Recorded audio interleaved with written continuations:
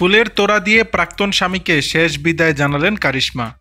বলিউড অভিনেত্রী কারিশমা কাপুরের প্রাক্তন স্বামী শিল্পপতি সঞ্জয় কাপুর গত 12 জুন হৃদরোগে আক্রান্ত হয়ে লন্ডনে মারা গেছেন। মৃত্যুকালে তার বয়স হয়েছিল 53 বছর। প্রাক্তন স্বামীর শেষকৃত্যে ফুলের তোড়া দিয়ে তাকে শেষ বিদায় জানিয়েছেন। তাদের 2 সন্তান সামাইরা এবং কিয়ানো এ সময় উপস্থিত ছিল।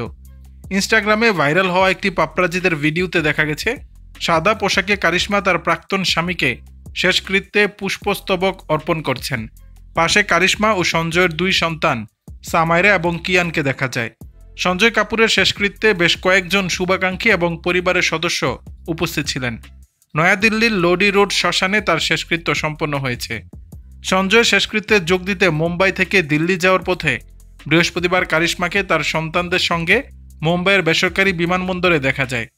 এর কয়েক ঘন্টা পর কারিশমার বোন অভিনেত্রী কারিনা কাপুরকেও তার স্বামী সাইফ আলী খানের সঙ্গে বিমানবন্দরে দেখা যায়। প্রাথমিকভাবে জানা গেছে সঞ্জয় কাপুর লন্ডনে একটি পোলো ম্যাচের সময় হৃদরোগে আক্রান্ত হন। মৌমাছির হুল ফোটানোর সঙ্গে জড়িত একটি অদ্ভুত দুর্ঘটনার কারণে হার্ট অ্যাটাক হয়েছিল বলে দাবি করা হয়েছিল, যদিও মৃত্যুর কারণ সম্পর্কে সরকারিভাবে এখনও কিছু জানা যায়নি। দর্শক, বিষয়টি নিয়ে আপনাদের মতামত জানাবেন নিচের কমেন্ট বক্সে।